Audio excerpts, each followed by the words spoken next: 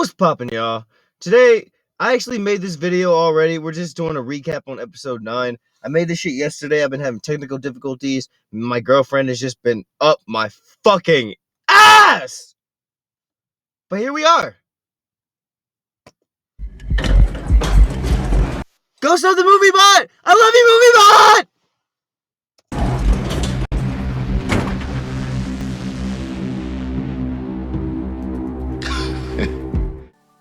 So going into episode 9, I described this episode 1 where the streets needed a body, and not only did the streets get a body, they confirmed 4. Lou got retribution for Marvin by killing Jimmy, who unfortunately killed Renee, and she was confirmed dead after we saw Marvin at her funeral. Tremont was someone who described Rock as a bitch whose blood runs colder than Cartier, and that's saying some shit, and he wasn't wrong. Rock and Lou's interests aligned by getting rid of Cartier, because sometimes in this game, you can't take any risks. Cartier was someone who rolled hard in the streets, and as Law 15 from the 48 Laws of Power teaches us, crush your enemy totally. And not only did Rock crush Cartier totally, she crushed him with the same advice she gave Kanan in season 1. When you put someone down, you gotta make sure they stay down. Hit twice where his heart beat at. And once where he used to think. Yeah, like all that fancy literacy and all that shit. Yeah, that nigga Cartier ain't thinking no more. I'm telling you. Rock shot that nigga twice, hit him in the head. Lulu, when he got, Lulu was looking like Michael Jordan out there the way he was shooting. Cause bro, that nigga said boom boom. Yo, that Rock tapped that nigga on the shoulder one more time. That nigga Lulu fucking did a side shot. That nigga hit a James Harden, a goddamn buzzer beater. That nigga Lulu went to the side and said, boom. I was like, God damn, that nigga Cartier, that nigga ain't coming back. We saw Rock and Lou putting 2 bullets in Cartier's chest, and one in the head, and another from Lou, but I don't think that was the biggest death. Famous was described as someone who wasn't built for this shit in season 1, but everyone's in this game, and Freddy's kill has definitely opened the door for a new character, and I think we all know who it could be. I just gotta shut that shit down, because motherfuckers I seen on Reddit was saying that they think Famous could be Breeze. Nigga, what the fuck is Famous gonna teach Kanan about the streets? Which is something I'm gonna come back around to in this breakdown of Raising Kanan Season 2, Episode 9. Now, you've all heard those on death row having their last and final meal, but this was Jimmy's last and final drink, because hitting Marvin was never gonna go unanswered, because that's not how the Thomases roll. We learned that in season 1, when Marvin hit back Unique for what Worrell did to Lou, and now it was Lou's turn to be there for his big brother, and there goes Jimmy. Yo, that nigga Jimmy went out like one of the motherfuckers from The Sopranos. I swear on everything. I mean, bro really went out like an Italian mafia member. Like, yo, a classic nigga, a bowling scene, the nigga got the striped shirt on, a good time with the guys. Next thing you know, boom, Lulu pop up like Nightcrawler. Now, although Renee was shot and killed in episode 8, this was the confirmation. I'm so... oh, my bad.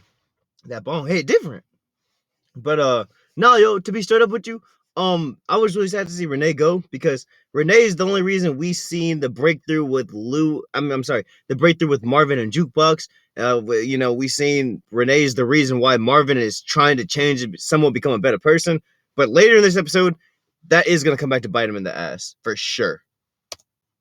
And Marvin did have to fight back the tears, because Renee was someone who really did have a huge impact on Marvin. If it wasn't for Renee, I doubt whether he would have had this sit down with Duke. This was something that was well overdue, with Marvin finally apologizing to Duke, even though Duke was wrong to spit in Marvin's face, because that in itself is a violation. He should never have put his hands on his daughter. But sometimes to mend a relationship, you have to work on yourself, and all the problems that you have that got you in this position in the first place. And a quote which I recently read by Adil Ahmed reads, "Make sure you're balanced and centered, and you know what you want and what you deserve. Loving yourself changes who you attract." And this is why Duke is so mature for her age. She understands in order for them to fix their relationship, Marvin needs to fix himself. And Marvin himself said he wants to balance all the bad shit he's done with the good. So ironically, where Renee had a good impact on Marvin in a way which was helping him fix this relationship and reconnect with Duke, he fucked up with Sam, the crackhead. Sam was arrested early in episode 9, and when you find yourself with your back against the wall, in the back of a police car, or behind four walls, some people really do start to use all their bargaining chips, and Sam had a bargaining chip, which was what he saw at Baisley Park in... I got a video you guys can go check out. I'll maybe link it in the description, but I'm telling you motherfuckers, I knew this nigga was gonna sober up, and I knew he was gonna go from being the nigga with mashed potatoes for a brain to being the nigga with a photographic memory. Also, I'm just so fucking happy my nigga Marvin is alive. Sorry I'm saying nigga so much. I'll chill. I'll chill. La, la, la, la, la. In season 1, episode 10. Ain't no discounts. Ain't no shorts. Ain't no return. That nigga said, fuck that kid. He said, let me get back to this rock. Now, crackheads aren't exactly the most trustworthy, which is why these officers had a bit of fun with Sam, but Beck is someone who's been on the Howard case in the background, and so she was all eyes and ears, and one name which was dropped by Sam was Famous, because he didn't know Kanan's name, but Beck wanted more information from Sam, something which she said he's happy to give in exchange for some money, but lurking around the corner this time around was Detective Howard. Wait a sec, that nigga, not Sam ain't just a crackhead, but he's a snitch? Oh yeah, y'all already know, in the world of power, y'all know what happened to niggas like that. Y'all know what happened to niggas that point the finger. Howard's someone who hasn't just tried to warn Beck, he's gone one step further by planting information to James about how Beck was supplying and messing with Duke and Nicole. But Duke said she isn't someone who talks to the police, and she sure doesn't talk to the police about the police. God damn, that nigga Detective Howard, bro, was standing there watching that shit go down like Batman. Quite ironic considering Duke does eventually become a cop in DC, but Detective Beck has been warned by her girlfriend Adina, who again warned her to stop looking into Howard, but she's also been warned by Howard himself and Captain Baptiste, who did pick up the phone to someone in internal affairs, which no doubt is about Beck. And I just want a theory about how we could see Beck potentially being suspended, but she is also treading on the fine line of death. So yeah. Could we see Howard going against all his beliefs and doing what needs to be done? So just before we come back to... Bro, but the motherfucker Howard, that nigga just found Allah. Come on, bro. Y'all think this nigga really gonna catch a body? Especially, that's his partner. Smoking on a coworker? Unheard of, bro. Unfucking heard of. I don't think Howard about all that. I mean, bro, I think this nigga trying to put his life back together, not trying to take Detective Berg apart. To Marvin and Sam, we need to take a look at Howard. Now, we were introduced to some more of Howard's backstory in episode 9. He's someone who's trying to get back into his faith, and he wants to make sure he stays on the right path.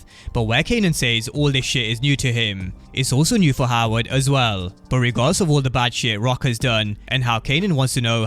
Bro, Detective Howard looked like DJ Academics, bro. It is crazy. Let me know in the comment section if I'm tripping or not. But anyway.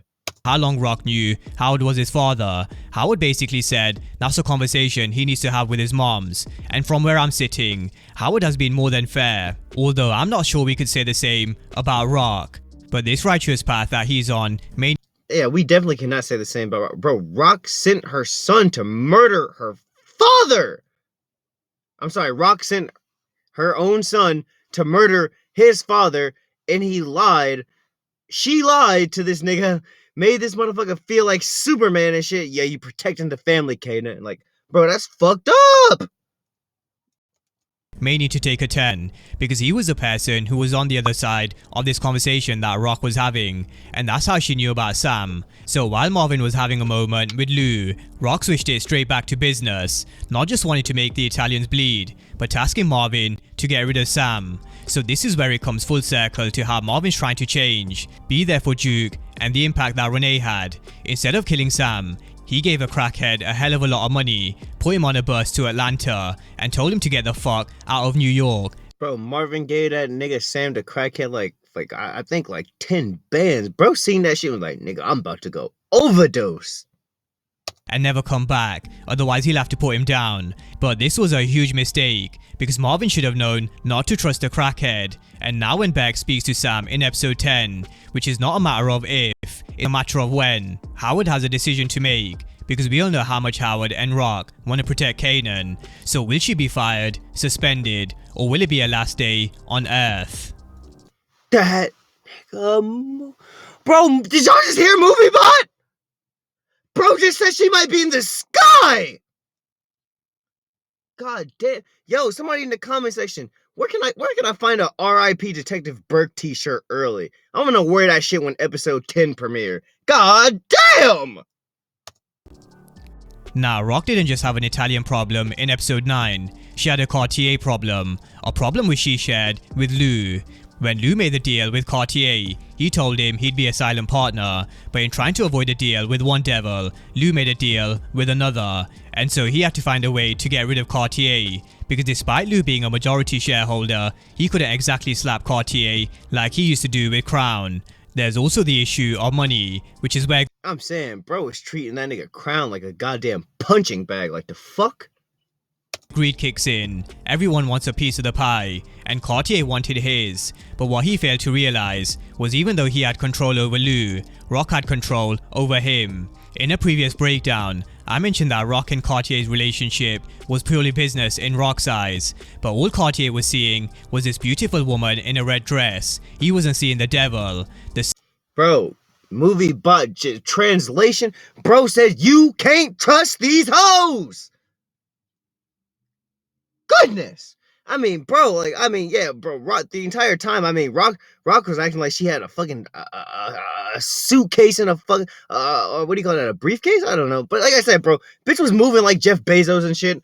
And then on top of that, I mean, like, this nigga Cartier, I don't know how, bro was like love struck. Nigga thought it was Valentine's Day or some shit. Bro, real shit. Nigga, she was in a red dress. Bitch was dressed like Daredevil. Fuck, I mean, bro, you can't trust these hoes. This nigga Cartier, this nigga said, hey, I'm about to get some sweet New York pussy. Like, nigga, no, you not, nigga, you about to get a sweet New York bullet. The same woman he had his eyes on was making moves with Tremont, helping him with Abraham's weapons charge, something which Cartier refused to help him with, and he said he was happy to work with Rock. Is it just me, or is this MovieBot music kind of groovy sometimes? MovieBot, yeah, maybe you need to put the fucking mic down and grab a set of turntables, nigga. No, I'm kidding. You to go, MovieBot. You to go, and I love you. Go to the MovieBot. Go to the MovieBot.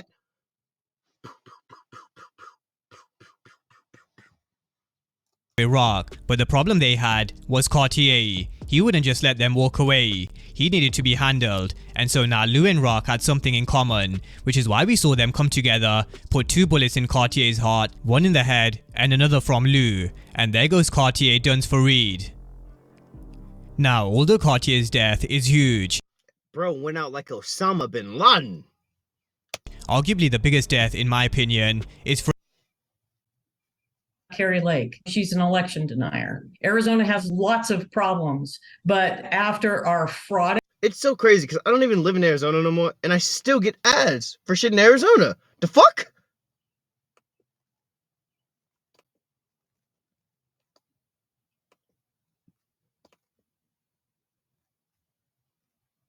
It's Freddy, not just because of Famous pulling the trigger, but it does seem like he's setting up the introduction to a new player. But Famous wasn't in a great place ever since his mom kicked him out in episode 2, and although I thought he'd go down the path of potentially being a drug addict, he took it to another extreme after Cartier shut the door on him when he needed Lou's help. But seeing Freddy at Girardi's and with Kanan telling Famous how he's only getting paid by doing grimy shit got Famous thinking, because he needed to get paid, and the only way he was gonna get paid if he started to do grimy shit just like Freddy. So with the help of Corinne giving him Palomar's gun, we saw him step to Freddy, and we all know Famous isn't built for the streets, but nevertheless he's still in the game, and now more than ever after he killed Freddy. And there are bro, and what's bad about that shit is because nigga, like that's Palomar's gun, bro. That's the gun she gave that nigga Kanan that one time. Bro, I mean, goddamn, man. You know, you talk about foreshadowing. Yo, this nigga Freddy got slapped up by the same gun twice, nigga. God damn, can you imagine that? The goddamn goal. I'm sorry, but it's just like you really got to think about that shit. Like, imagine getting pistol whipped by a little. What is that? A fucking revolver? I ain't a gun, nigga. What is that? A revolver? Like imagine getting pistol whipped the fuck out, you know, out there looking like a 50 Cent victim in Def Jam Fight for New York. And then next thing you know, like 2 days later, you know, the same gun comes back and smokes you? Sends you to heaven? Where the Queen of England at? Too soon. Sorry, anybody in British and London and all that shit. Sorry, you guys. There are two things that are going to come from this. One, Palomar's gun now has Freddy's body connected to it. Yeah. And two, someone on the other side of this door had everything that went down, including the name of Famous. And I'm not sure about you guys, but I do think they've been throwing subtle nods to Breeze. And with Kanan set to do his own shit, Breeze is the final piece in the jigsaw which will fully take Kanan away. Because I wouldn't be surprised to see the person behind this door, whoever they are, step into Famous and Kanan and telling them they work for him or Famous goes down. And we all know Kanan grew up under the guidance of Breeze and not Rock. And so I do think it is time. So let's see whether they reveal who was behind this door in episode 10. But elsewhere, Rock still has an Italian problem following the death of Jimmy. Some of the Italians want payback, but Sal knows he can't move on Rock until he knows what he's dealing with, and that's where Unique comes in. But Unique knows Marco is the one who fucked up, and he's also no snitch. So even though Unique did help Sal last time, that was all business. Damn, bro, that nigga Unique. I mean, you can't lie. I mean, last season, bro was the ops, but I mean, that nigga keeping it solid is a goddamn Geodude.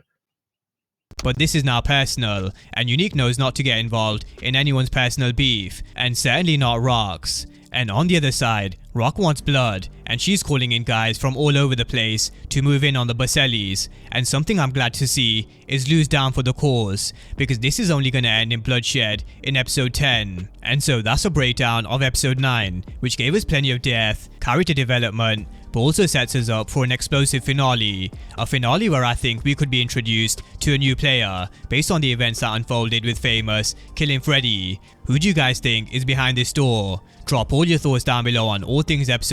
Alright, my computer is being on some bullshit. Go sub to MovieBot. Here to go. Mark Dark. All them niggas. Go sub. I'm about to be back with some more content. I'm about to do like a mass spam today because I've been recording shit, but I've just been like mad busy in my personal life. But me and my girlfriend, we're back together, but she was mad as hell at me yesterday, but that don't matter. Drop yo shit in the comment section what you think, because it's about to be crazy in episode 10. And I'm hoping book 2 gets released soon, because last year it came out in November, so we should be seeing it around then, but we're gonna have to wait and see. No BMF this year to like be the little filler, so. But anyway, my name is the Internet Junkie, aka that black guy. It don't matter. I'll catch you on the next one. Peace. God damn, I need to stop staying up so fucking late, bro. I've been up all fucking night doing other shit. I literally just now I'm like finishing up streaming, bro. I have to fucking like be at work in like 10 minutes. And look, that mark on my face still ain't got no better.